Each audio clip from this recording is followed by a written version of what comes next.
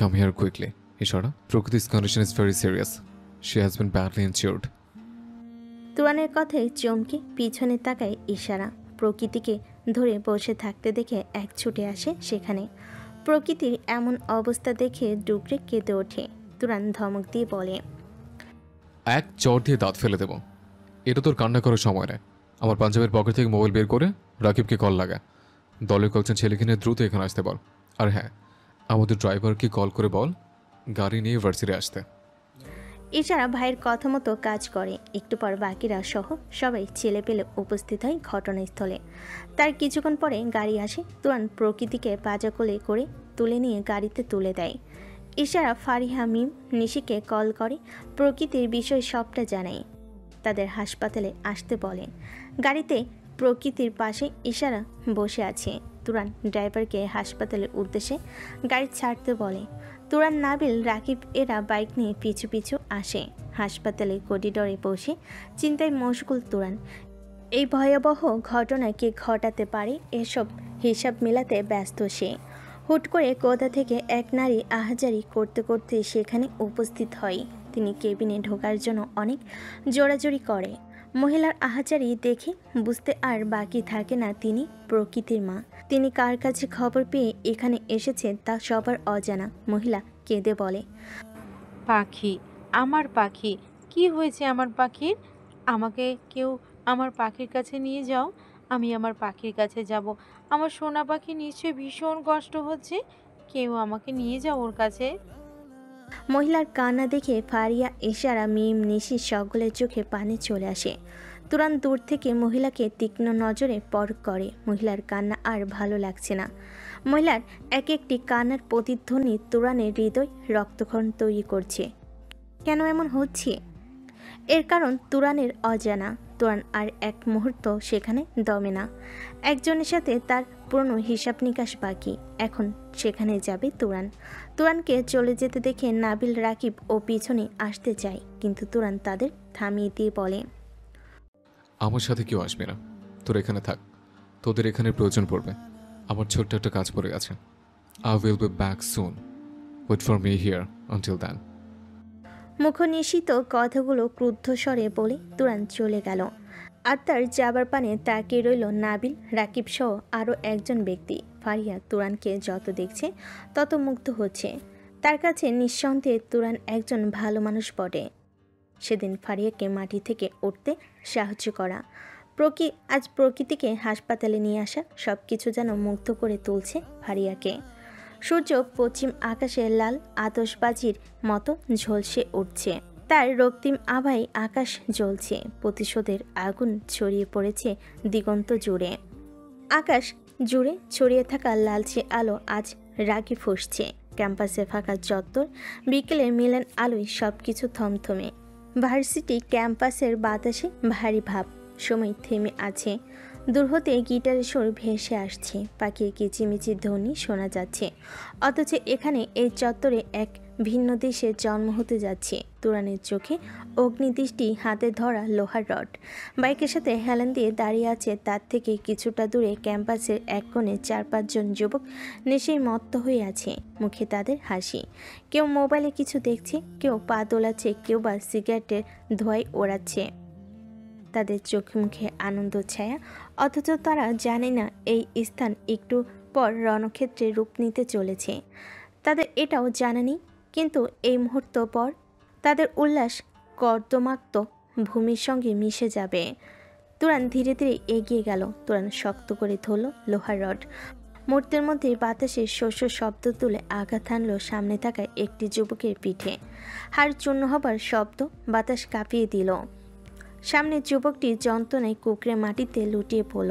বাকিরা চমকে তাকালো। পিছনে তাকিয়ে তুরানকে দেখে ভয় পেল। তুরানের হাতে শক্ত করে ধরে রাখা লোহার রড দেখে তাদের গলা শুকিয়ে আসে। তুরানের চোখে মুখে নিস্তব্ধ ক্রোধ স্পষ্ট ফুটে উঠেছে। সবাই ভয় পেয়ে গেলেও তাদের দলের একজন ভয় পেল না, যে এই দলের লিডার। তার মুখে বিদ্রুপের হাসি। সে ভাবছে তুরান একাই কিবা করতে পারবে, কিন্তু সে জানতো না এই মুহূর্তে ভাগ্য তার বিরুদ্ধে দাঁড়াবে। শাওন তার চেলাদের ইশারা করে তুরানকে আক্রমণ করার জন্য সবাই তুরানের উপরে ঝাঁপিয়ে পড়ার আগে তুরান রড ঘুরিয়ে এক ঝটকায় আরেকজনের পাঁজরে সজোরে আঘাত করলো। এরপর একে একে সবাইকে সজোরে আঘাত করতে থাকলো। তাদের চিৎকারে আকাশ কেঁপে উঠল।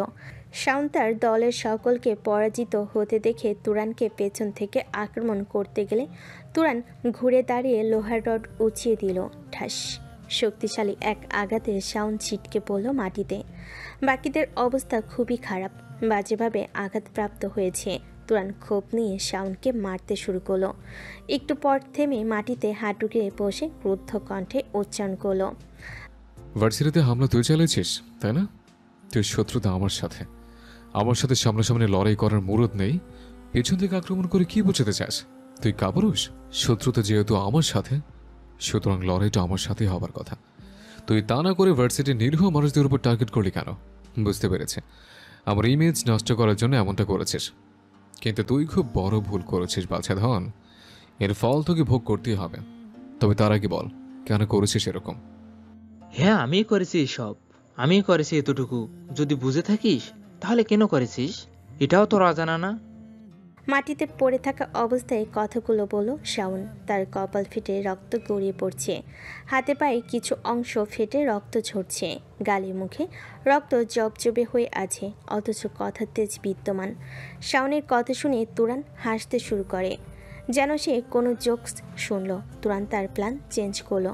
সে শাওনকে বাঁচিয়ে রাখবে, যদিও তার ইচ্ছে ছিল ধরনীর বুকে আজই শাওনের শেষ দিন করার, কিন্তু এখন এই মুহূর্তে সে ভাবলো শাওনকে সে বাঁচিয়ে রাখবে। শাওনের সাথে একটু টি-20 ম্যাচ খেলাই যায়, দেখা যাক শেষ পর্যন্ত কে জিতে। ওকে যা, তোর প্রাণ ভিক্ষা দিলাম। মনে কর একটা সুযোগ দিলাম আমার সাথে টক্কর নেওয়ার, যদিও দিন শেষে আমি জিতবো এটা আমার বিশ্বাস। তবু তোর সাথে একটা টক্কর দিয়ে আছে। বিরোধী পক্ষ শক্তিশালী না হলে আমার আবার ভাল লাগে না, খেলে মজা পাই না। তুই শত্রু হিসেবে একদম পারফেক্ট, যাকে বলে চাঙ্গাস। তোর সাথে খেলা জমবে ভালো। তার ছেলের সাথে কথাগুলো বলে তুরান উঠে দাঁড়ায়। এরপর কাউকে কল দিয়ে অ্যাম্বুলেন্স পাঠাতে বলে। তারপর হনহনিয়ে সেখান থেকে চলে যায়। একটু পর অ্যাম্বুলেন্স এসে শাওন সহ তার চেলাদের হাসপাতালে নিয়ে যায়। 7 ঘন্টা পর জ্ঞান ফেরে প্রকৃতি। চোখের সামনে ঝাপসা দেখে সব কিছু, আবছা আবছা দেখতে পাই তার পাশে অনেকে দাঁড়িয়ে আছে। একটু ভালোভাবে চোখ টেনে দেখার চেষ্টা করলে বুঝতে পারে সামনে তার মা দাঁড়িয়ে কাঁদছে, তাকে ধরে আছে ইশারা মিম। তার পাশে দাঁড়িয়ে আছে ফারিহা ও নিশি। দেওয়ালে হেলান দিয়ে দাঁড়িয়ে আছে 2 যুবক যাদেরকে প্রকৃতি চেনে না। প্রকৃতির মাথায় হাতে পায়ে ব্যান্ডেজ, মাথায় কেমন ভার ভার লাগছে। সে বুঝতে পারছে না তার সাথে ঠিক কী হয়েছে, আর সে হাসপাতালেই বা কী করছে। সে তো ছিল ভার্সিটিতে, আর ভার্সিটিতে আজ নবীনবরণ অনুষ্ঠান ছিল। প্রকৃতি স্টেজে নৃত্য পরিবেশন করছিল, আর তখনই কোথাও বিকট শব্দ হলো। তারপর আর কিছু মনে নেই। নাবিল দেওয়ালে হেলান দেওয়া থেকে সোজা হয়ে দাঁড়ায়, কিছুটা এগিয়ে এসে জিজ্ঞেস করে, এখন কেমন ফিল করছো আপু? খুব বেশি কষ্ট হচ্ছে কি? আমি এখানে কি করে, আর আপনি কি এখানে কি করছেন আপনি? নাবিল উত্তর দেওয়ার আগেই প্রকৃতির মা এগিয়ে এসে বলে, পাখি, আমার সোনা পাখি, ওদের জন্যই আজ তুই বেঁচে ফিরেছিস। ওরা তোর ভার্সিটির সিনিয়র ভাই। তোদের ভার্সিটিতে হামলা হয়েছিল, তুই অজ্ঞান হয়ে পড়েছিলি। ওরা সেখান থেকে তোকে হাসপাতালে নিয়ে এসেছে। আমি টিভিতে নিউজ দেখে এখানে ছুটে এসেছি। একে একে ইশারা মিম নিশি ফারিয়া সকলে প্রকৃতির সাথে কথা বলল। নাবিল ও রাকিব সকলকে কেবিনের ভিতর রেখে বাইরে আসলো। তুরানকে কল করে প্রকৃতির জ্ঞান ফেরার কথা জানালো। কেটে গেছে 1 মাস। প্রকৃতি এখন পুরোপুরি সুস্থ। ভার্সিটিতে ভর্তি হবার পর তোষা একদিনও ভার্সিটিতে যায়নি, যাবেই বা কী করে? তার নামে যে 2 নাম, যেখানে পান থেকে চুন খসলে মানুষের আলোচনা সমালোচনা শুরু হয়, সেখানে তোষা নামে এত বড় একটা দুর্নাম। তাতে আবার বিয়েও ভেঙে গেছে।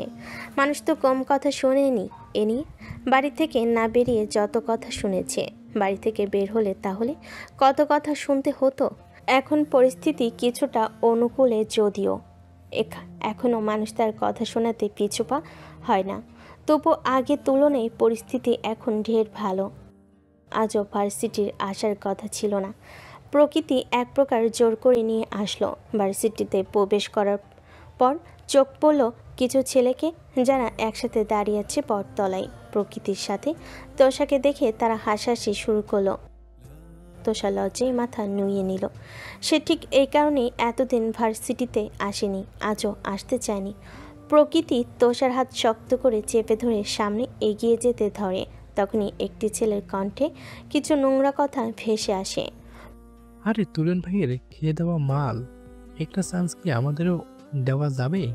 না মানে এক রাত শুধু, বিনিময়ে যত টাকা চাই দিতে রাজি। প্রকৃতির রাগে শরীর কেঁপে ওঠে। দাঁতে দাঁত চেপে তোষাকে টেনে মাঠের দিকে এগিয়ে যেতে থাকে। তোষার চোখ দিয়ে জল গড়িয়ে পড়ছে। আর কত অপমান সহ্য আর কত অপমান সহ্য করা বাকি তার? আর কত কথা শুনতে হবে তাকে? একটি ভুল তার জীবন এলোমেলো করে দিল। একটি ভুল সারা জীবনের কান্না। বিষয়টি সে খুব ভালোভাবে উপলব্ধি করে। ভার্সিটির মাঠে বাইকে হেলান দিয়ে দাঁড়িয়ে আছে তুরান। তার আশেপাশে নাবিল, রাকিব সহ আরও কয়েকজন দাঁড়িয়ে আছে। তুরানের পরনে ধূসর রঙের টি শার্ট, কালো প্যান্ট পরা, যার হাঁটুতে স্টাইল করে গোল করে কাটা, হাতে ঘড়ি, চোখে সানগ্লাস। বাইকে আকৃতিতে বসে ফোন স্ক্রল করছে। হঠাৎ সপাটে চর পড়ল তার গালে। তুরান হতবাক হয়ে সামনে তাকাই। চর মারা ব্যক্তি আর তার পাশে দাঁড়ানো ব্যক্তিকে একবার দেখে নেয়। প্রকৃতি তাকে কেন চর মারলো সেটা বুঝতে পারল না, আবার হয়তো বুঝতে পারল। তুরান কিছু বলার আগে প্রকৃতি চিৎকার করে বলল, এই জানোয়ার, কি মনে করিস নিজেকে? হ্যাঁ, খারাপ কাজ করে সেটার আবার গুণগান গেয়ে বেড়াস? তোর জন্যে, একমাত্র তোর জন্যে আমার বান্ধবীর জীবনটা ছাড়খাড় হয়ে গেছে, বিয়ে ভেঙে গেছে, তাও শান্তি পাসি তুই? আর কি করলে শান্তি পাবি তুই? সেদিন নিজে গিয়ে এত কিছু কাণ্ড ঘটালি, আর আজ তোর চেলাদের পেছনে লাগিয়ে দিয়েছিস নোংরা ভাষায় কথা বলার জন্যে। তোকে ইউনিভার্সিটির ভিপি কে বানিয়েছে? হ্যাঁ, তোদের চাঁদ মুখখানা আমার খুব দেখতে ইচ্ছে করছে। কথাগুলো বলে প্রকৃতির আগে ফোঁস করতে থাকে। তুরান বাঁকা হাসে, গাঢ় নজরে প্রকৃতিকে অবলোকন করে। ভার্সিটির উপস্থিত সকল জনতার দৃষ্টি এখন মাঠের পানে। ভার্সিটি ভিপিকে থাপ্পড় মারা এ যেন তাদের কাছে চাঞ্চল্যকর বিষয়। দূরে দাঁড়িয়ে শাওন ও তার ছেলেরা হেসে গড়াগড়ি খাচ্ছে। তুরান প্রকৃতির সামনে মুখ এগিয়ে নিয়ে বাঁকা হেসে নিচু স্বরে বলে, ছোট কি দোষ করলো? এখানে তোমার তুলে হাতখানা ছুঁয়ে দাও। তুরানের কথায় নাবিল ও রাকিব দুজনে মুচকি হাসে। তুরানের এহেন বাক্যে প্রকৃতির রাগ আরও দ্বিগুণ হয়। তোষার হাত শক্ত করে ধরে হনহনিয়ে চলে যায়। তুরান ঘাড় কাত করে প্রকৃতির যাওয়া দেখে রহস্যময় হাসে। দূর হতে ফারিয়া সমস্ত ঘটনা শুরু থেকে শেষ পর্যন্ত অবলোকন করে। তার মাথায় একটা প্রশ্ন ঘুরপাক খাচ্ছে, প্রকৃতি তুরানকে থাপ্পড় দিল কেন? সেদিন তুরানের জন্যই প্রকৃতি বেঁচে গেল। যার জন্য বেঁচে ফিরল, তাকে থাপ্পড় মারার কারণ কি? ভার্সিটির ক্যাম্পাসের সকলের সামনে প্রশ্ন হয়তো এটা। কেউ কেউ জটলা বেঁধে নিজেদের মধ্যে গুসুর ফুসুর করছে। সেদিন তুরান প্রকৃতিকে হাসপাতালে নিয়ে গিয়েছে। প্রকৃতি এই বিষয়ে অজানা। এইদিকে 2-3 জন মেয়ে দাঁড়িয়ে আছে।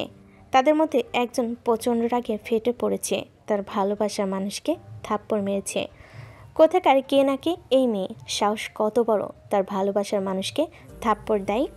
ইশারা আজ ভার্সিটিতে আসেনি, তাই পুরো ঘটনা তার অজানাই থেকে গেল। তার ভাইকে প্রকৃতি চর দিয়েছে, এটা শোনার পর ইশারার রিয়াকশন ঠিক কেমন হবে?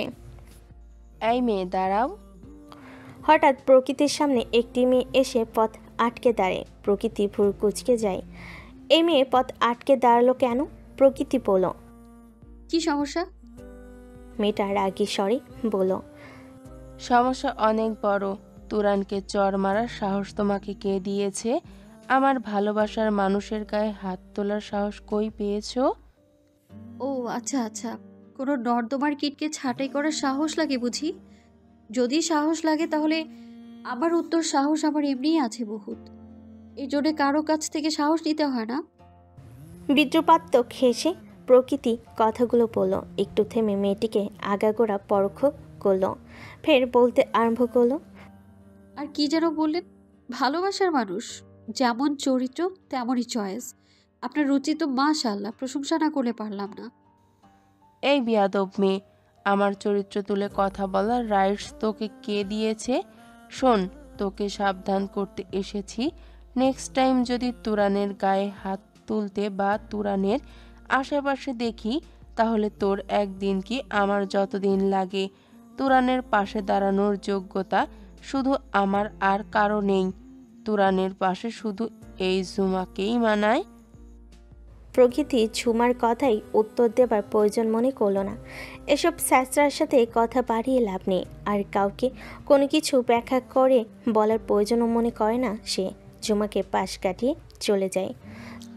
লাস্ট ওয়ার্নিং দিয়েছিলাম, তারপর একই ভুল করলি। প্রথমবার ভুল করেছিলে, মাফ করে দিয়েছিলাম, তবু একই কাজ করলি কেন? উপরে চলে যাবার এত তারা? তুরান হকি স্টিক হাতে নিয়ে বাইকে হেলান দিয়ে দাঁড়িয়ে আছে।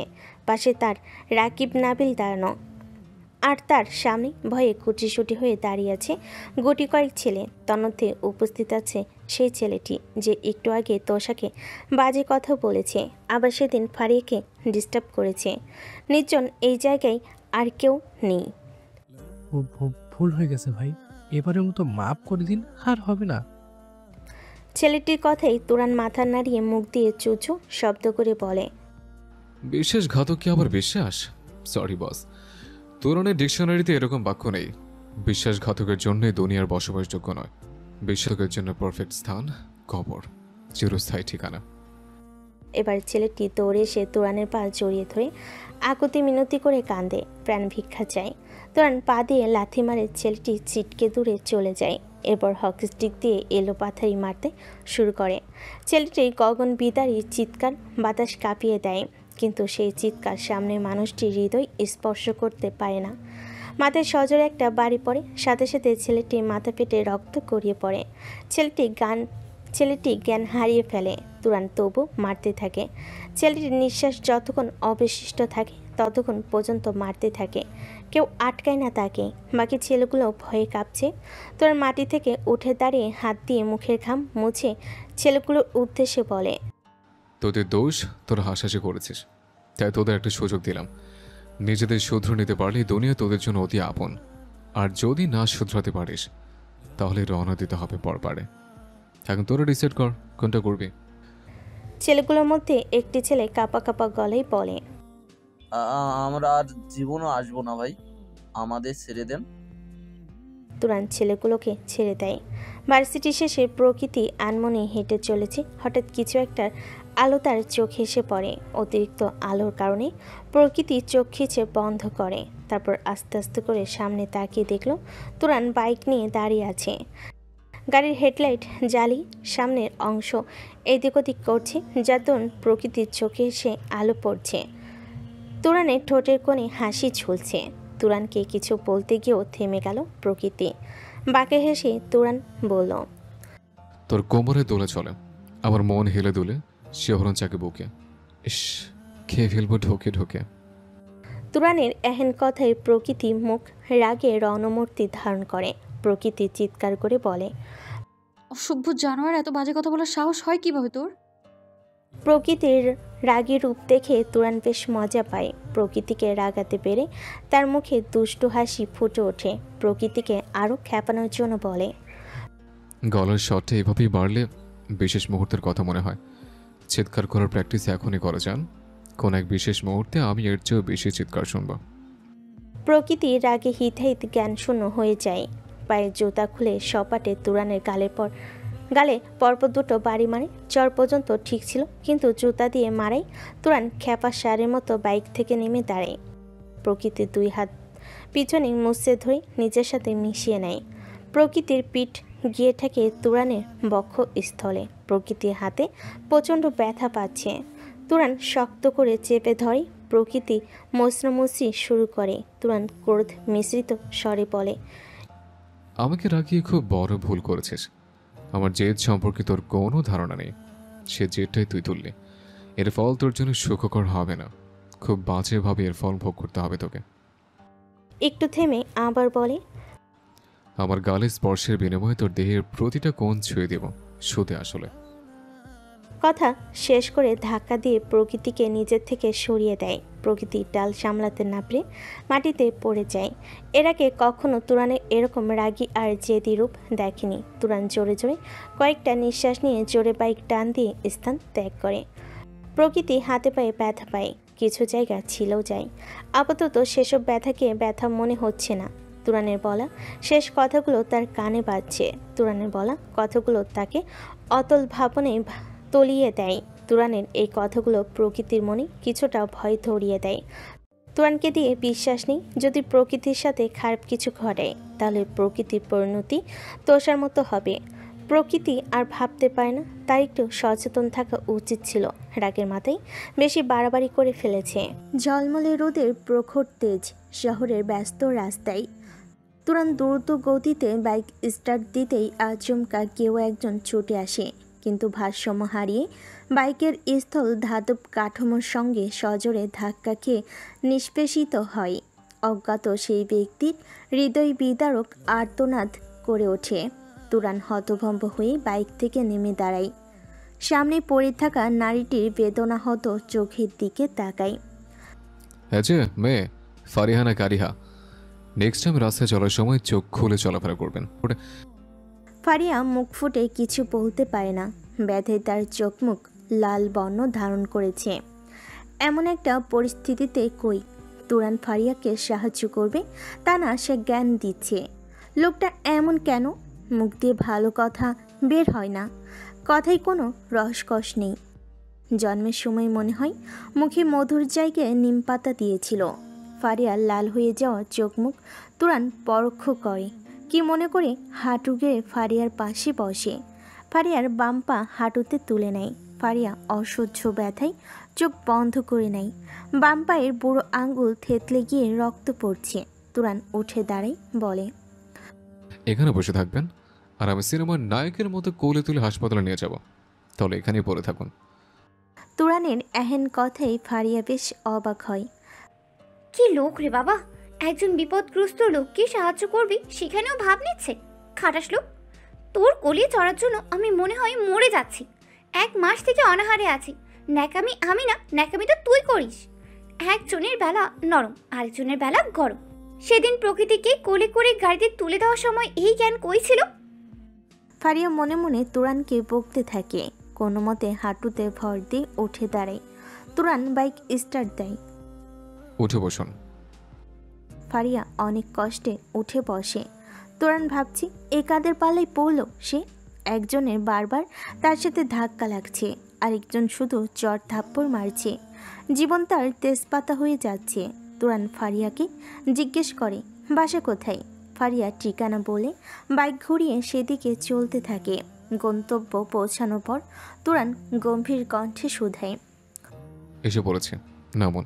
আর হ্যাঁ, সাবধানে ধীরে ধীরে বাসায় প্রবেশ করুন। মুখ নিশিত কথাগুলো কাট কাট গলায় বলে তুরান চলে যায়। ফারিয়া কিছুক্ষণ তুরানের যাবার পানে তাকিয়ে থাকে। প্রথমে সে এই লোকটাকে ভালো ভেবেছিল, এখন মনে হচ্ছে এই লোক রাম বজ্জাত। সে যাই হোক, সাহায্য করেছে এই ঢের। তুরানের একটা ডায়লগ ফারিয়া রপ্ত করেছে, মানুষটা খারাপ হলেও কাজ ভালো করে। কতটুকু ভেবেই ফারিয়ার ঠোঁটের কোণে হাসি ফুটে ওঠে। ভার্সিটির বিশাল মাঠে বাইকে আকৃতি হয়ে হেলান দিয়ে বসে আছে তুরান। আশেপাশে চেলারা দাঁড়িয়ে আছে। একটু দূরে রাগিবার নাবিল সিগারেট ফুঁকছে। তুরান সিগারেট খায় না, সিগারেটের তীব্র গন্ধ তার অসহ্য লাগে। ভার্সিটির কিছু কিছু মেয়ে নিলিপ্তভাবে তুরানের পানে তাকিয়ে আছে। আচমকা কেউ একজন চর মারল গালে। তুরান তড়িৎ গতিতে সামনে তাকালো। যদিও সে আগেই আন্দাজ করতে পেরেছে তাকে চর মারা ব্যক্তিকে হতে পারে। এই একজন ব্যক্তি ছাড়া কারোর সাহস নেই তুরানের গায়ে সামান্যতম আঁচড় কাটার। তুরান ফিক করে হেসে ফেল। তুরানের জায়গায় অন্য কেউ হলে এতক্ষণে একটা চরের বদলে 10টা চর প্রকৃতির গালে পড়ত। প্রকৃতি কেন তাকে চর মারল? কোন দোষে মারল? তুরান এসব প্রশ্ন করার প্রয়োজন বোধ করে না। তুরান গম্ভীর হবার ভান করে শুধায়, এই মেয়ে, এই তোমার এত হাত চলে কেন? কথা নেই বার্তা নিয়ে এসে ধূপধাপ চড়াও। আমি মানুষ নাকি স্কুল ছুটির ঘন্টা যে যখন তখন বাজাবে? একটু থেমে ঠোঁটে দুষ্ট হাসি ঝুলিয়ে ফের বলে, মাঝে মাঝে ভুলে ঠোঁটেও তো ঠোঁট ছুঁয়ে দিতে পারো। প্রকৃতি ফুঁসে উঠে বলে। তোর লজ্জা শরমের বালাই নেই? প্রকৃতির কথা পুরো করতে না দিয়ে তুরান বলল, তা থাকবে কেন? ওসব লজ্জা টজ্জা মেয়েদের ভূষণ, সেটা আমার থাকবে কেন? সেই বৈশিষ্ট্য আমার থেকে আশা করে কেন? তুরান ভ্রুকুচকে সন্ধিয়ান কণ্ঠে বলে, এই দাঁড়ো দাঁড়ো, তুমি আমাকে অন্য কিছু ভাবো নাকি? তোমার মাথায় অন্য কোনো ভাবনা থাকলে ট্রাই করে দেখতে পারো, আমার সব একদম ঠিকঠাক। দু হাত দিয়ে টি শার্টের কলার পিছনে ঠেলে তুরান ভাব নিয়ে বাইকে চেপে বসল। প্রকৃতি অগ্নি স্ফুলিঙ্গ স্বরে চেঁচিয়ে বলল, তোর জন্য একটা মেয়ের জীবন চলে গেল আর তুই মস্করা শুরু করেছিস? কি মনে করিস তুই নিজেকে? যা ইচ্ছে হবে তাই করবি আর সবাই সেটাই মেনে নেবে? উফ জান, তুমি এইভাবে চেঁচালে আমার কেচে ভাল লাগে। মনে হয় বিশেষ মুহূর্তে এখনই সেরে ফেলে। সৃষ্টিকর্তা আমাকে আশ্রবল মাখলুকাত মানে সৃষ্টির সেরা জীব হিসেবে সৃষ্টি করেছেন। আমি নিজেকে মানুষ মনে করি। প্রকৃতি আরও কিছু বলতে নিবে, তার আগেই তোষা কোথা থেকে যেন দৌড়ে এসে প্রকৃতিকে টেনে সেখান থেকে নিয়ে যায়। রাকিব নাবিল এতক্ষণ দূর থেকে এসব দেখছে। তুরানের পাশে এসে দাঁড়ায়। তুরানের চেলাদের মধ্য থেকে একজন বলে, ভাই এই মাইয়া কি চর মারার জন্য শুধু আপনারই পাই? আপনিও এই মায়ার কিছু কর না কেন? এভাবে এই মায়া তখন আপনার গায়ে হাত তোলে আর আপনি ওরে পোস্টাই দিছেন। ওর ঝটপট আমি বের করব, আমার নখের আচরে পালঙ্কে ঠেসে। সেদিন খুব বেশি দূরে না, থাক সেসব কথা বাদ দে। ভার্সিটির কোনো মেয়ের কি হয়েছে খোঁজ নিয়ে আমাকে জানা, 10 মিনিটের মধ্যে খুঁজছে। ছাড় আমায়, তুই এভাবে আমাকে টেনে আনলি কেন? প্রকৃতি তুই না জেনেই তুরানকে চড় মারলি কেন?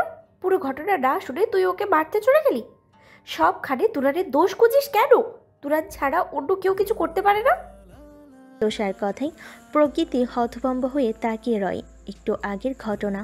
প্রকৃতি ও তোষা ভার্সিটিতে প্রবেশ করার পর প্রশাসনিক ভবনের পিছনে অনেক মানুষের জটলা দেখতে পায়। ভিড় ঠেলে সামনে আগালে চোখ আটকে যায় একটি মেয়ের নিথর দেহে, যার মাথার নিচ থেকে গড়িয়ে পড়ছে তাজা লাল রক্ত। বুকে ওড়না নেই, জামার বেশ কিছু জায়গায় ছেঁড়া, যা দেখে বোঝা যায় মেয়েটির সাথে কেউ খারাপ কিছু করার চেষ্টা করেছে। মেয়েটি সেই অপমান সহ্য করতে না পেরে ভবনের ছাদ থেকে লাফ দিয়ে আত্মহত্যা করেছে। ভিড়ের মানুষের মধ্যে কেউ ফিসফিসিয়ে বলছে তুরানের। ব্যাস এতটুকুই। তুরানের নাম শোনা মাত্রই প্রকৃতি পুরো কথা না শুনে ছুটে যায় তুরানকে ধরতে। তুরানের নাম শুনেই তার মাথায় রক্ত উঠে যায়। মেয়েটার সাথে নোংরামি করেছে শাওনের ছেলেপেলে, ভার্সিটিতে তুরানের নাম খারাপ করার জন্য। শাওনের প্ল্যান ছিল এসব তুরানের নামে চাপিয়ে দিবে। সবাই এখানে সেটাই বলাবলি করছিল, তুই পুরো কথা না শুনেই দৌড়ে পালালি। তোষার কথাই ভাবনা থেকে বের হয় প্রকৃতি। প্রকৃতি যে বোকার মতো একটা কাজ করে ফেলেছে তা বুঝতে পারেনি। তারই বা দোষ কোথায়? তুরান খারাপ, তাই সবার প্রথম ওর কথাই মাথায় আসে। আরও একটা কথা, সেদিন ভার্সিটিতে যেই ছেলে আমাকে বাজে কথা বলেছে সেই ছেলেগুলোও শাওনের চেলা ছিল। তুই সেই দিনও ভুল বুঝে তুরানকেই থাপ্পড় দিলি। প্রকৃতি অবাক হয়ে শুধাই, তার যদি দোষ নাই থাকে তাহলে আমি যখন চট থাপ্পড় দিলাম তখন কিছু না বলে চুপ কেন ছিল? এমন ভাব করে যেন ওই দোষী। আর তার চেয়েও বড় কথা, সেদিনের চটটা ঠিক আছে, কেননা ওর জন্যই তো ছেলেগুলো তোকে বাজে কথা বলার সাহস পেয়েছে। সে তুরানের চেলা হোক আর শাওনের, কাহিনীর মূলে তো তুরান আছে। যাকগে, আমি সেসব নিয়ে মোটেও অনুতপ্ত না, আর না ওকে আমি সরি বলতে যাব। এবার বল, এই শাওনটা আবার কে? একসময় তুরানের বেস্ট ফ্রেন্ড ছিল। প্রকৃতি ভুরকুচকে জিজ্ঞেস করে, আর এখন? এখন বেস্ট ফ্রেন্ড এনিমি। প্রকৃতি তোষার কথা বুঝতে না পেরে বলে, কথা পেঁচিয়ে না বলে সহজ করে বল, তুই এদের বিষয়ে এত কিছু জানলি কি করে? আমি এখানের স্থানীয়, তাই ওদের বিষয়ে অনেক কিছুই জানি। সেসব পরে তোকে বলবো। তোর জন্য বড় একটা চমক আছে। কি চমক? সেদিন ভিডিওতে ওটা তুরান ছিল না, তুরানের জায়গায় অন্য কেউ ছিল।